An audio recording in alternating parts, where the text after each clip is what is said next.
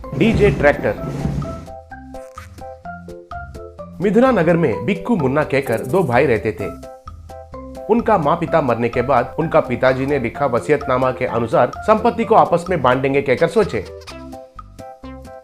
तब भिक्कू उस गांव का बड़ा आदमी मिश्रा के पास जाकर, मिश्रा जी, आप तो इस गांव में सबसे बड़ा आदमी हैं, इसलिए मेरे पिताजी आप पर भरोसा करके आपके हाथों में हमारा संपत्ति का वसीयतनामा रखे थे। पिताजी तो बहुत मेहनत करके कमाए थे, वे कैसे एक एक रुपए को इकट्ठा किए थे आपको तो पता है। अब उनका संपत्ति का ये जिम्मेदारी हम दोनों भाई पर है। मेरे बारे में तो आपको पता है, मेरा भाई एक नंबर का नमूना है। उनके हाथों में ये संपत्ति रखा तो पूरा नाश कर देता है।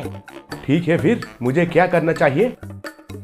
कुछ नहीं, कल जब वो आकर पूछता है तो पूरा संपत्ति बड़ा भाई भिक्कू को ही मिलता है और वो पुराना ट्रैक्टर मुन्ना को मिलता है कहकर कहिए बस। ये तो बड़ा अन्याय है रे, वसीयतनामा में तो ऐसा नहीं लिखा है। आप ये पुराना वसीयत को फाड़ दीजिए और नया तैयार कीजिए। ऐसे करने के लिए मैं आपको संपत्ति में 5% देता हूँ। तब मिश्रा चुपचाप रह गया।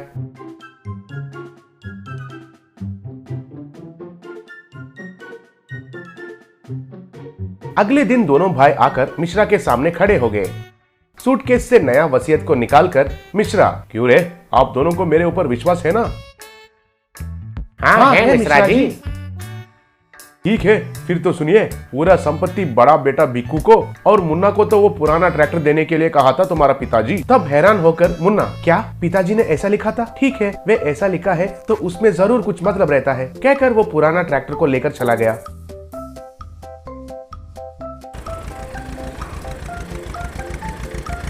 तब सब गांव वाले मुन्ना को देखकर हंसने लगे। अरे ये तो बहुत नादान है रे, उसका भाई भिक्कू उसको बकरा बनाकर सारे संपत्ति को चुरा लिया, कहकर हंसने लगे। मुन्ना तो हंसते हुए जाकर उस ट्रैक्टर पर अच्छा सा डीजे सेटअप तैयार करवा के उसे गांव वापस लाया।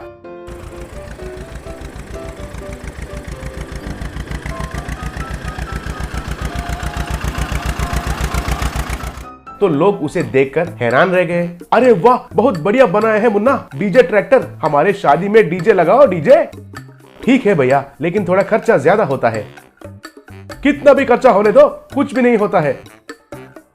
ऐसा मुन्ना उनका डीजे ट्रैक्टर को शादियों में, बारातों में और फंक्शंस में ले जाने लगा।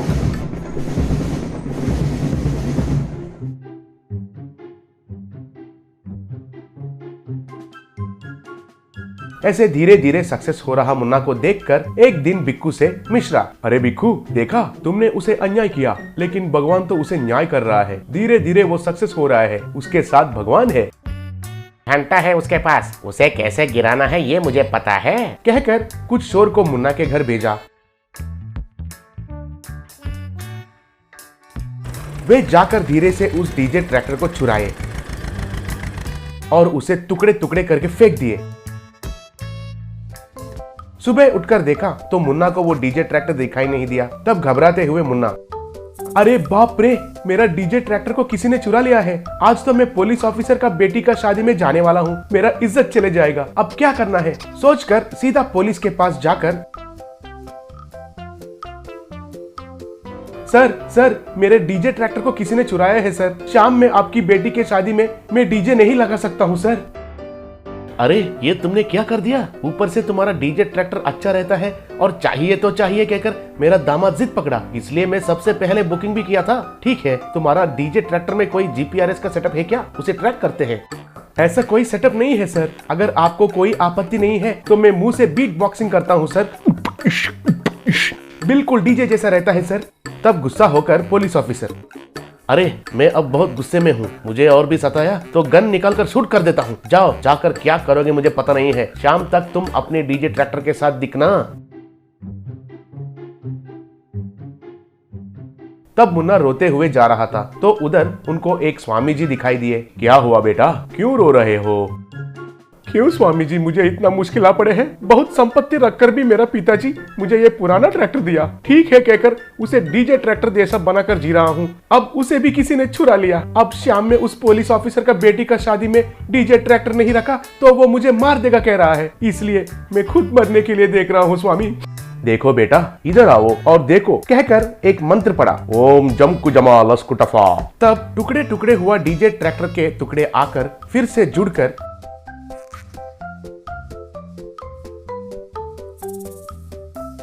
एक नया डीजे ट्रैक्टर जैसा बन गया। इसको जिसने छुराया उसे भी पकड़वाना है। और एक मंत्र पड़ा। तब घर में भिक्कू को रस्सियां आकर बांधकर मुन्ना के सामने लाकर खड़े कर दिए। उनको देखकर मुन्ना, स्वामी ये तो मेरा बड़ा भाई भिक्कू है, वो मेरा ट्रैक्टर को क्यों चुराता है? ठीक है फिर उनके मुंह से सच निकलवाता हूँ, कहकर उनको तालाब के पास एक पेड़ पर लटकाया जैसा एक मंत्र पड़ा। तब भिक्कू जाकर पेड़ पर लटकने लगा। उस तालाब से एक मगरमच्छ पानी से उड़कर भिक्कू का सर पकड़ने के लिए कोशिश कर रही थी। बस तब भिक्कू डर के मारे, अरे ओ भाई, मुझे माफ कर दो, मुझे माफ कर दो, मैं धोखेबाज हूँ, तुमको धोखा दिया, मुझे बचाओ, नहीं तो ये मगरमच्छ मुझे खा लेगी रे। पिताजी का सारा संपत्ति मैंने ही तुमको धोखा देकर चुरा लिया, मुझे बचाओ रे, तुम्हारा सारा संपत्ति देता हूँ, कहकर मुन्ना का संपत्ति मुन्ना को दे दिया। इतना संपत्ति मिलने के बावजूद भी मुन्ना उनका डीजे ट्रैक्टर को लगाकर लोगों को शादियों में और फंक्शंस में वो डीजे ट्रैक्टर मुफ्त में देकर खुशी से जीने लगा। गरीब बॉयफ्रेंड का वुडन कार। किस्मतपुर नाम के गांव में कुबेर नाम का एक गरीब लड़का कॉलेज में पढ़ता था। उसके गरीब होने के बावजूद वो बहुत अच्छी तरह पढ़ाई करता था और एक बहुत ही बढ़िया कॉलेज में उसे सीट मिली। एक दिन कुबेर साइकिल पर कॉलेज जा रहा था कि तभी रणवीर अपनी गर्लफ्रेंड प्रिया के साथ कार में आया और कुबेर के साइकिल को टक्कर मारा। बाद में रणवीर कुबेर से, अरे हॉर्न बजाए सुनाई नहीं देता, यूं सड़क के बीचों बीच साइकिल चलाते हो, ये कॉलेज तुम्हारे बाप का है क्या? मुझे हॉर्न का साउंड सुनाई नहीं दिया, इसलिए मैं हट नहीं पाया, सॉरी ब्रदर। अरे हमने हॉर्न बजाया ही नहीं और तुम्हें हमारी कार की आवाज पहचानना चाहिए। जैसे पुलिस के कुत्ते हर किस्म की आवाज को और बू को पहचानते हैं ना, वैसे। देखिए आप हद से ज्यादा बोल रहे हैं, ये ठीक नहीं है। अपने साथ पढ़ रहे स्टूडेंट का यूं अपमान करना ठीक नहीं है। एक ही जंगल में रहते हैं और शेर शेर होता है और खरगोश खरगोश। इसीलिए चाहे तुम्हारा नाम कुबेर क्यों न हो, हमारे जैसे धनवान नहीं हो। तुम चाहे जितना मर्जी पढ़ लो, तुम्हारा हैसियत हमारी हैसियत की तरह नहीं हो सकती। तभी कुबेर की फ्रेंड लासिया वहाँ आई। चलो आखिरकार मान तो गए कि तुम जंगली जानवर हो। वैसे जंगली जानवर से इनकी तुलना करना जंगली जानवरों का अपमान करना है। अरे हाँ, बड़ी आई इसकी सपोर्ट करने के लिए। अगर इस पर इतना ही प्यार आ रहा है तो तुम इसे कार क्यों नहीं खरीद के देते? और हैसियत कहाँ? कहकर चले गए। तब कुबेर से लासिया, वैसे तुम्हें शर्म नहीं आती? वो इतनी बातें कह रहे हैं और तुम सुन रहे हो। मेरे पिताजी ने कहा तो था कि एक कार ले लो, फिर भी तुम साइकिल में आ रहे हो। हमारे घर वाले रिश्ते के लिए मान तो गए हैं, फिर भी तुम हमें क्यों पराया समझते हो? देखो लासिया, कोई भी वस्तु हमारे पास हो तब उसकी जरूरत हमें महसूस होनी चाहिए, सिर्फ दिखावे के लिए नहीं रखना चाहिए। मैं मानता हूँ कि तुम्हारे पिताजी को मैं पसंद हूँ, पर मेरी औकात नहीं है कि मैं अभी कार चला सकूं। हो सकता है कि तुम ठीक कह रहे हो, पर मुझे उस प्रिया की बातें बहुत चुभ रहे हैं। एक तुम हो कि पिताजी के दिए हुए कार को लेते नहीं हो। मैं नहीं जानती कि तुम क्या करोगे, पर मैं तुम्हारे साथ कार में घूमना चाहती हूँ, बस ये फाइनल है, कहकर चली गई। रात को कुबेर ने अपने दोस्तों अनिल और साई से ये बात कही। चलो आखिरकार लासिया के कारण तुम्हें एक वाहन नसीब होने वाला है। अरे रहने दो यार, तुम उसकी तरफदारी कर रहे हो। अरे गाड़ी मेंटेन करना कितना खर्चीला है पता है ना, यही ओवर थिंकिंग कहते हैं। उसने नए कार की तो फरमाइश नहीं की ना। देखो मैं कारपेंटर हूँ, मैं तुम्हें वुडन बॉडी वाला कार बना कर दूंगा। तुम उसे ले जाकर मैकेनिक दीना को दोगे तो उसमें इंजन फिट कर देगा, फिर तुम उसको लेकर घूमना। बस अगर अच्छा ना लगे तो उसे रहने दो, बस सिंपल। अरे यार तुम सब मिलकर मुझे फंसा रहे हो, जो जी में आए करो, कहकर चला गया। 2 दिन बाद अनिल और साई मिलकर एक वुडन कार लेकर वहां पहुंचे।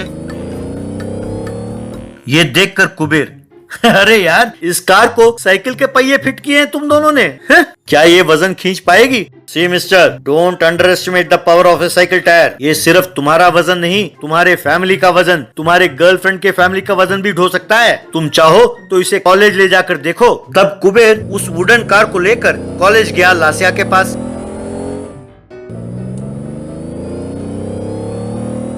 वहाँ लास्या से कुबेर, ये लीजिए मैडम, आपकी फरमाइश पर गरीब बॉयफ्रेंड का वुडन कार। सब कॉलेज स्टूडेंट्स उस कार को हैरान होकर देख रहे थे। कुबेर, जानते हो ये एंटिक पीस दिखता है। अरे बहुत बढ़िया है। मेरे बात मानकर तुम कॉलेज कार में आए, बहुत बहुत थैंक्स। I love you. ऐसा उसने कहा। इसमें मेरी कोई बड़प्पन नहीं है। ये सब कारीगरी मेरे दोस्त अनिल, साई और वो मैकेनिक दीना का है। उन्हें मैंने अपनी समस्या बताई, तब उन्होंने ये कार तैयार करके दिया। बस इतने में वहाँ रणवीर और प्रिया पहुँचे।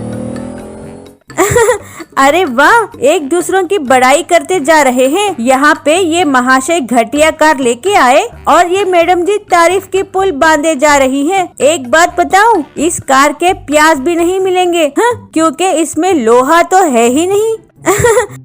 You are right baby. ऐसे घटिया कार में घूमने के बजाय अपने होने वाले ससुर से कार मांग सकते हो ना। अरे जंग लगे कीड़ो, एक बार हमारी कार को देखो तो सही। सारा कॉलेज कैसे फोटो निकाल रहा है।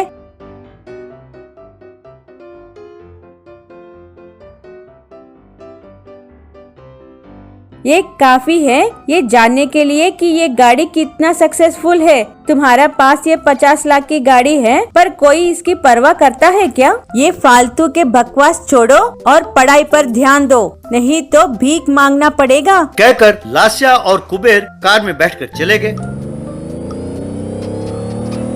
उस दिन से लास्या और कुबेर हर रोज कॉलेज उसी वुडन कार पर आते थे।